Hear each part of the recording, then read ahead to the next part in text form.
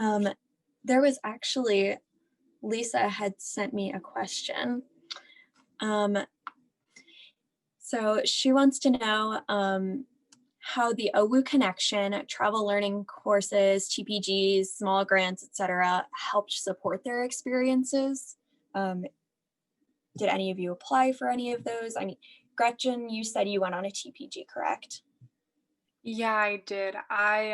So I applied in the spring of my junior year. I got it, but then I studied abroad and was planning on doing it over winter break. That didn't work out. So then my partner and I pushed it to the spring of the fall. Sorry, not the spring of fall, the spring of 2020. However, I have a pretty wacky story for mine because when I got approved, I was speaking to two different hospitals in Costa Rica, and so I had the correspondence, so I was able to get approved. However, like over the summer, when we tried to reconnect with these hospitals, they pretty much didn't respond or said, we cannot do research with you anymore.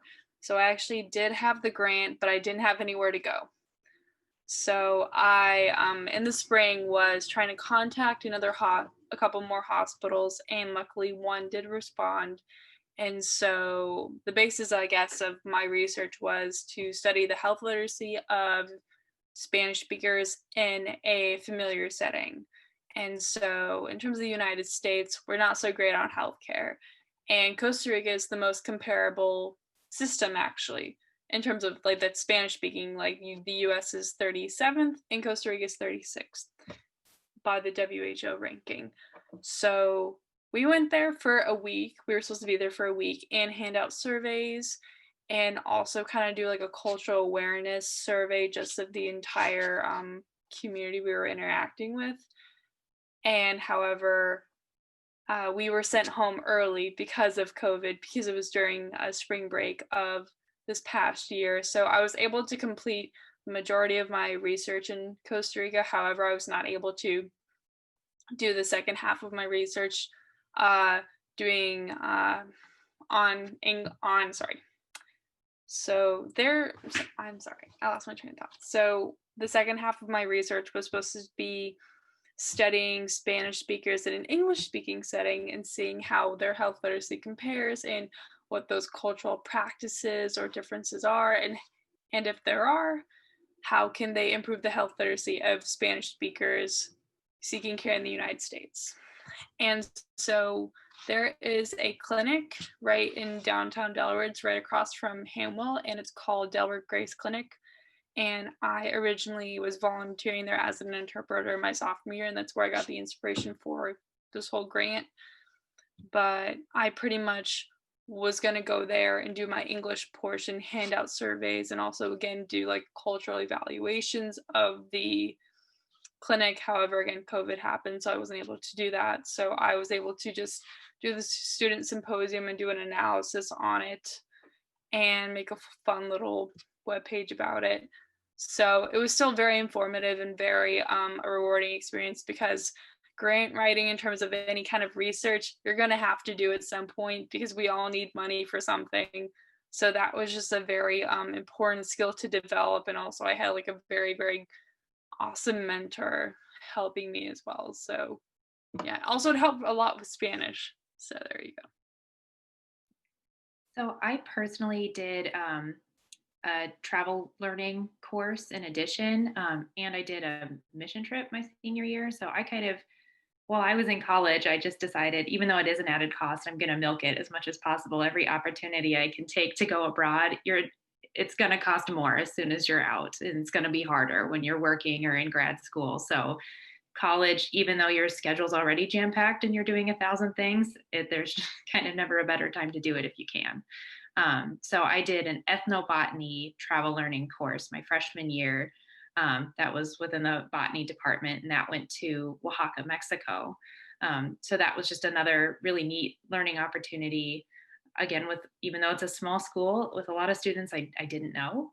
And they were all just different ways to travel, different ways to learn. So the travel learning course was a little bit more of kind of like a guided tour with a lot of educational aspects, just kind of being more aware of your surroundings and what's relevant to your coursework. the mission trip to Nicaragua was much more interaction with the locals and just kind of trying to be there of service and make connections. And then obviously the travel abroad is another once in a lifetime experience. So all of those kind of tied together in that whole OWU trying to make you into global citizens, practice your language skills, see different parts of the world. They all kind of tied in together, but also I kind of made it a personal mission to as many opportunities as I could glom onto to get out of the country while I was in college. I tried to take. Yeah, kind of similar to Hayley. Travel as much as you can while you're at OWU specifically, because they make it really easy for you. I did 2 travel learning courses. So I did the marine bio one, which was really freaking hard as a freshman, actually, but I made it. And I discovered that I'm terrified of the ocean on top of it. So that's good to know, I guess, just not a marine biology class. So that was to St. John, which is in the Virgin Islands. And then I also did the island biology one, which that's one of the ones. It was up there, man. I have spent so much time trying to get back to those moments, because we went to Quito also. And then I also did a TPG. So I went to Zimbabwe with one of my friends, Serena George. She graduated the year before me. And we went to a wildlife rehab for almost a month in Zimbabwe. And so it was a lot more of like what I learned in Tanzania, putting that kind of into practice a little bit. But I also learned a lot about rehabbing and how it might not be like as effective as we think it is, and love to put money into. And it was neat because I got to interact with a lot of the local people, and they actually are good at employing local people. So not only did they, because I don't remember where they're from. I think they're from the UK, and their family, like ancestors, came down and, well, obviously, came down and started this wildlife rehab. And they've really are good at employing the local people and doing a lot of outreach. And so that was kind of a funded opportunity that kind of was inspired by my study abroad. I actually applied for it when I was in Tanzania. So definitely kind of inspired that. And it was free money from OWU. So I definitely wouldn't have gone otherwise, actually. So yeah. So after I went on my study abroad, I got the taste and I wanted to do some more traveling. So I applied for a TPG in the fall of my senior year this past year. And I got a grant to go to Puerto Rico, and I studied coastal erosion and just kind of so I planned on studying coastal erosion in Puerto Rico, specifically in the northwest corner, Rincon and Aguadilla. They're kind of like where the surfing in Puerto Rico happens. I like to surf, so that was kind of why it was on my radar. And so kind of like all year there had been earthquakes kind of rumbling the island. And right around Christmas time, after I had planned this out for months, I was planning to go on January 3rd. It was really rumbling down there, really shaking. And I was just kind of like, is that sketchy? I don't know, whatever. Packed up my drone and went down there. And the plan was for me to map out a bunch of coastline for a few different reasons. And when I got down there was an earthquake that day. There was a 5.8, but I didn't feel it. I was at the beach, so I don't know. I didn't feel that one, but everyone was kind of all like shaken up. They were like, oh, that was a really big one. So the second night I was there, I remember going to bed and I was like, all right, I'll just put this flashlight under my pillow, like just in case. And next thing I know, it was like 4 a.m. The whole apartment I was in was shaking. It was like a 3-story apartment. I was in the basement. All the windows, all the pictures were banging against the walls. My bed was like moving away from the wall. And it felt like when you like run off a cliff or something in your dream, you like jolt awake, but then like it didn't stop. And I was like, oh my God, I ran out. And so there wasn't power for the rest of the week that I was there. So I couldn't charge the drone. So I couldn't really map out any of this stuff. So I had to like completely change my whole entire project. So instead of, so like it really went from a quantitative project to like a qualitative project where I was like really just trying to, I kind of shifted to look at Puerto Rico's natural disaster response efforts and kind of preparedness. And also there's just their policies that relate to that. So it really became more of like a human geography project rather than a geology project, which is what I minored in. And Ashley Allen, my one of my teachers, she was actually my advisor for this grant, and she helped me do a lot of the work for it. So she was really happy because she is a human geography teacher, if any of you guys know her. And she always kind of got on me for trying to avoid that, I guess. I was more interested in kind of the land, I guess. And so that was a really cool way to kind of dive into that. And then I also got to, so yeah, it was kind of weird having to shift all my research, but kind of learned a few lessons about that and how like you can only have a plan for so long until something happens, and like you have to make a whole new plan. And it really taught me to just kind of be flexible. And then in addition to my TPG, I also, for one of my senior year geology classes, we got to travel to Death Valley for the week with two of my professors and our whole class, which was really cool. It was really cool to go out there to that place with a couple of geologists who had been there. One of them was from Nevada, and the other one had been out there like 17 times. So just really cool experience to have them show you around. I also want to add, it's just super cool to travel with your professors. Like you see them in such a different like light when you are in another country with them. So yeah, I recognize that there's still the monetary like barrier there, but if you can make it happen, you should make it happen.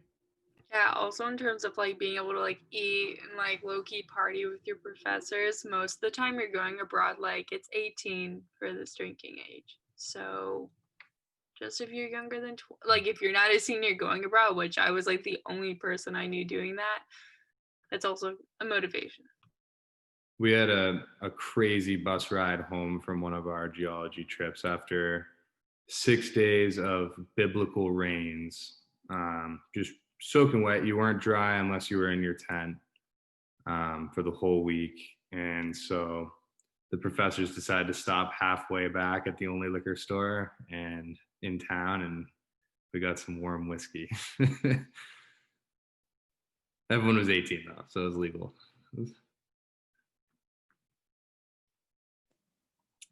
Yeah, I will be 21 for my future study abroad, but I was 18 in Brazil. So there were advantages for sure.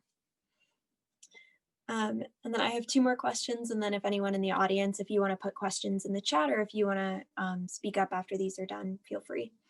So in what ways have you grown from your study abroad experience? And I know we've touched on this a little bit with like gaining confidence, but are there any other ways in which you've grown? And we can start that off with really anybody. If you all want to answer, that would be wonderful. I'm sorry, I kind of lagged out. Could you repeat the question? Yeah, absolutely. In what ways have you grown from your study abroad experience? And Tommy, if you want to start it, you can. Yeah, I could start. So in what ways I've grown? I've never been like huge on heights, and I went bungee jumping in New Zealand. So that was kind of a big step. That's just kind of my starting. But real ways I've grown is like, it just really teaches you to I think someone said earlier, like go with the flow. Like it's really good to plan things out, and you can do your best to plan things out, but you have to be willing to accept the fact that a plan's a plan, and that's why they have A, B, C, D, and a lot of other letters in the alphabet, because it's not always going to go exactly the way you think it's going to go right off the bat. Like even before I got to go abroad, I was like trying to figure out how I was going to take the lab courses, since like I was trying to take chemistry 1 and chemistry 2, which are fall and spring classes, and the southern hemisphere is, I was in fall then fall. And so it was just like a nightmare in that sense. So it's like I really had to like consider some sacrifices, make some compromises. So really just kind of the biggest thing for me was really just like go with the flow. You got to be flexible, do your best, but like you can't stress little things, and like you can't stress things out of your control, because most things are out of your control. It's really what I learned from studying abroad and doing a lot of travel. I can go next. I liked Katie's comment about being more confident. Because when you're in another country, you have to just figure out how to do stuff. Like, you know, things are called different things in different places. Their transportation's different. Like, you just have to figure it out, and you can't really be shy in that respect, or you're gonna get stuck somewhere or end up in the wrong place, or whatever the case is. So I think I did get a lot more confident. I think that I, especially when it came to the language, I'm sad here that there's not a huge like Swahili speaking presence in the US, and especially in the Midwest, which is where I tend to stay. But when you're in that country, I think you get really shy when you first arrive, trying to speak the language, because you obviously have an accent. You obviously don't know every single word. And so, or maybe you do, but I didn't. So I was really nervous at first to even try and speak it. But the reaction I got, they were so excited and so helpful if I said a word wrong or what a word is. And they're just like, totally just excited that you're even trying. And so by the end, like a few of us would just go out and walk around and like completely speaking Swahili, like as much as we could on our own. And like you just gain like a lot of confidence from that, especially in the language part. It was actually a hard habit for me to break when I came back to the US. It was like, oh, people don't know what I'm saying here, and like maybe I should stop that.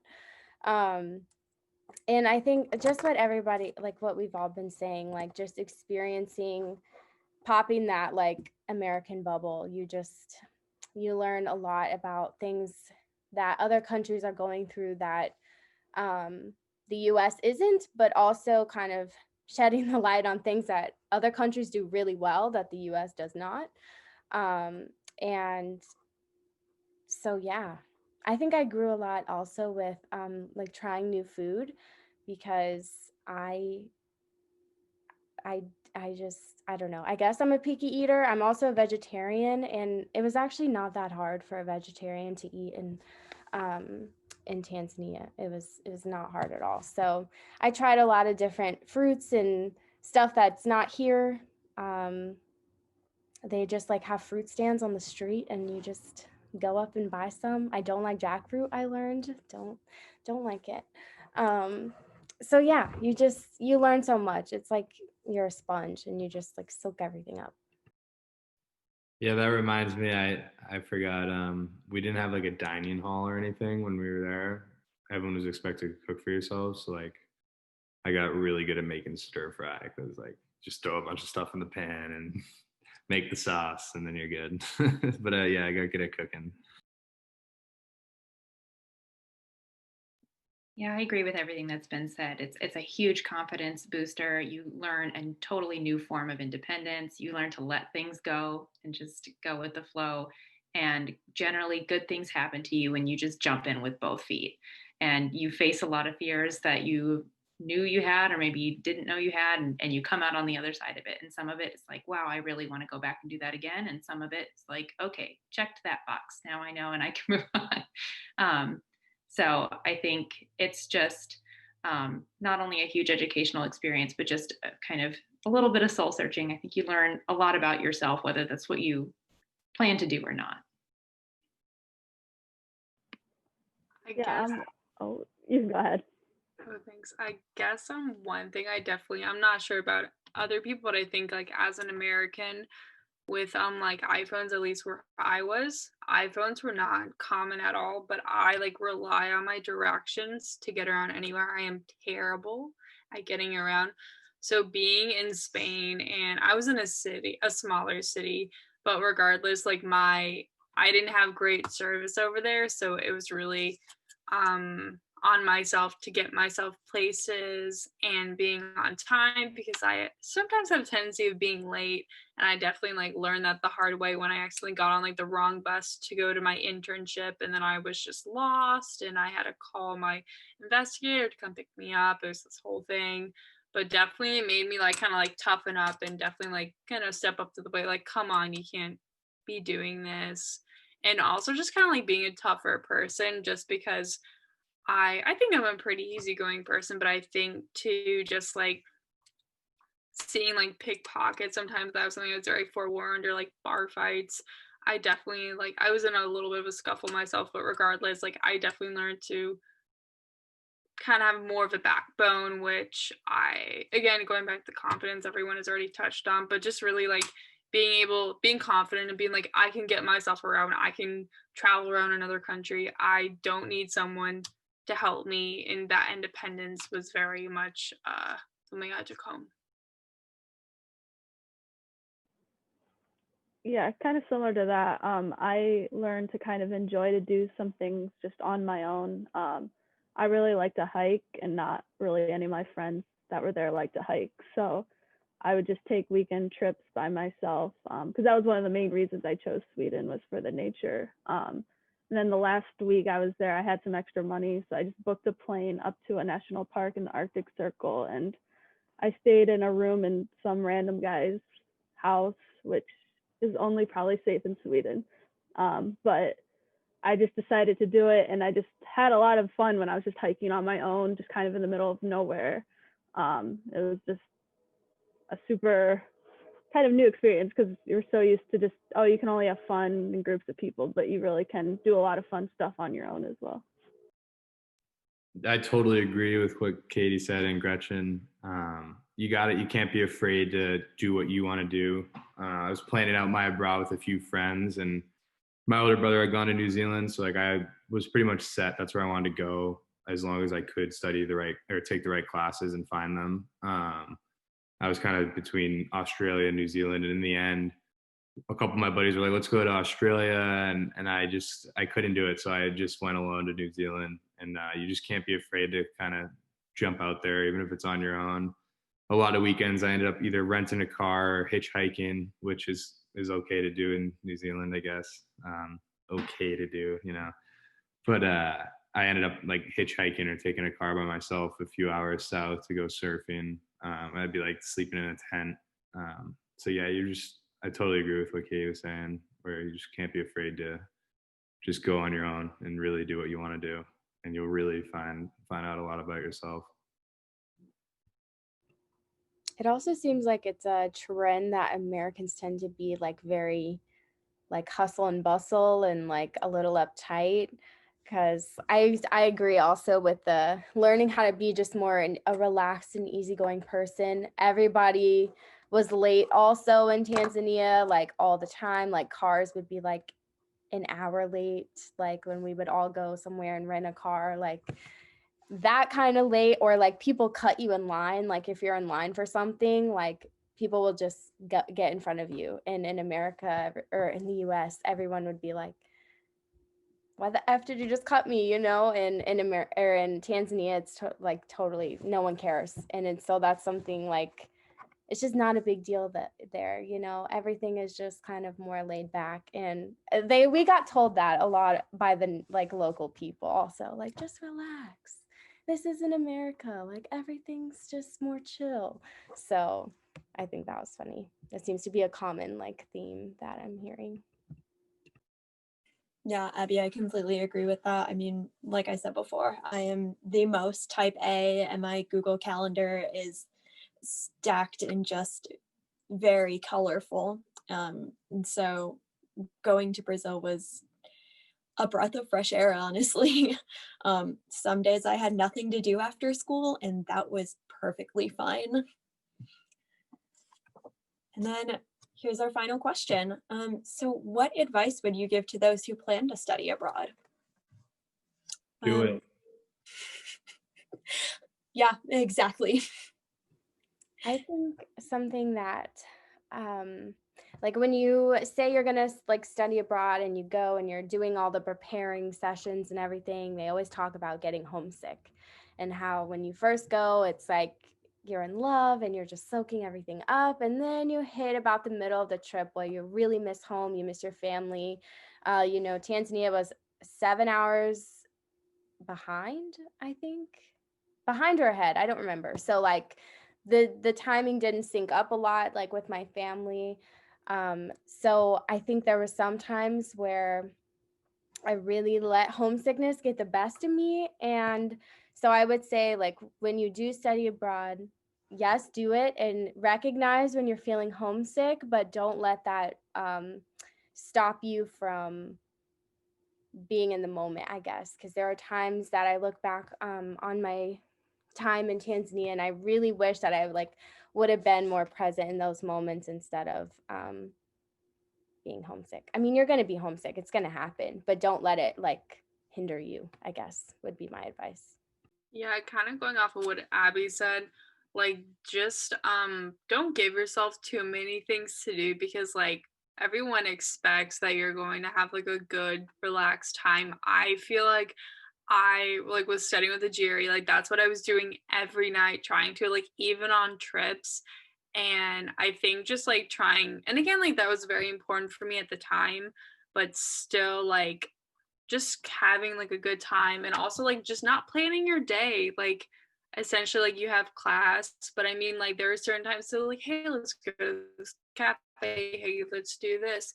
And those were some of the best experiences, when someone asked oh, do you want to go on this Moroccan trip with us? And it was one of the best times I had when I was abroad. So I feel like you shouldn't be very anal and plan exactly what you're doing before you get to Spain, because there you're gonna meet so many different people and different ideas, and open yourself. So you just should be open to the people you're gonna meet and where you could go, because I never imagined myself going to Italy or Morocco.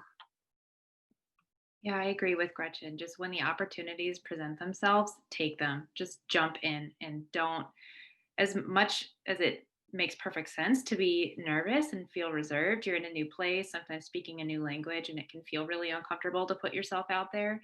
But almost always it's going to be a great thing.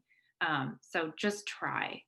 And, no one's going to laugh at you for trying to speak a new language or trying something new. Usually they're so excited that you put yourself out there. And so just immerse yourself as much as possible. Obviously, be safe, be smart about it. But again, you're not going to have opportunities like this probably in the same type of context again in your life. So live it up, take full advantage, travel on your weekends, see new places, try new things, just be a sponge.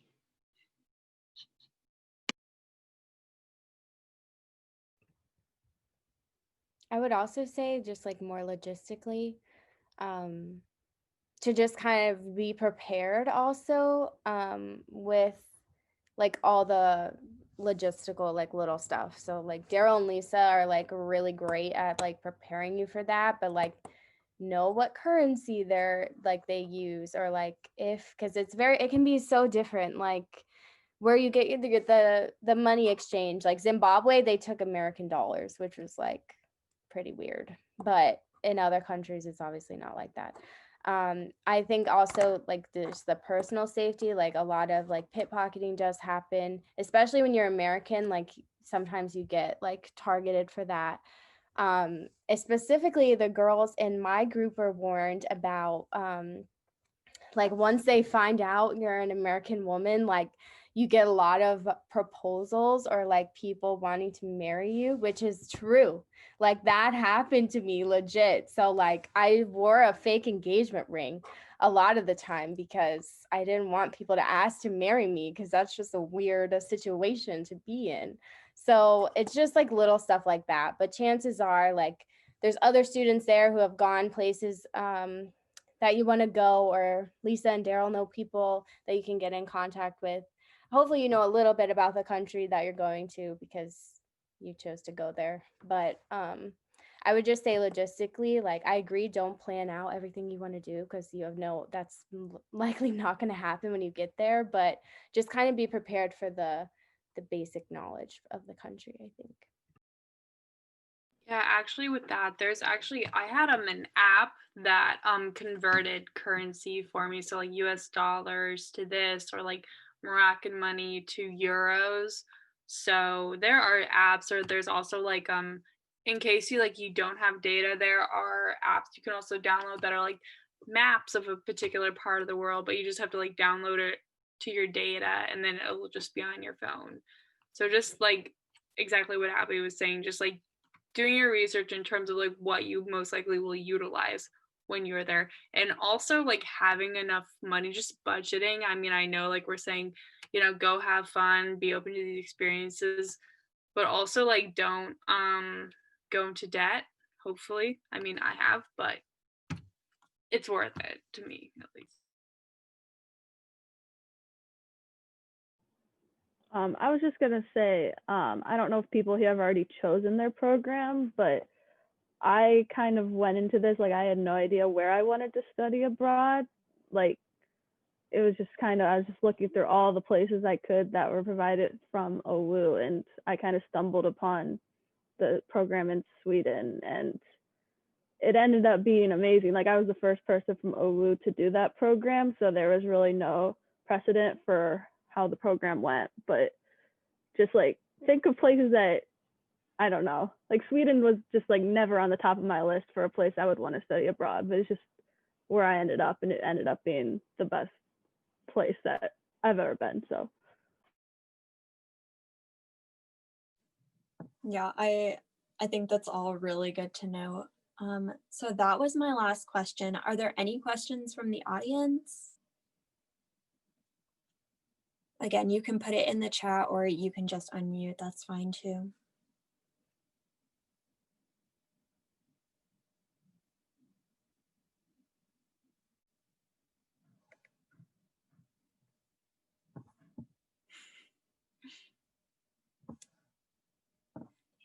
All right. Yeah. And with that, I would just like to echo what Lisa put in the group.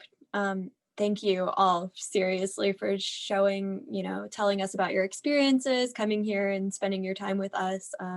It's been incredible. And I think I can speak for all of us when we said we learn a lot.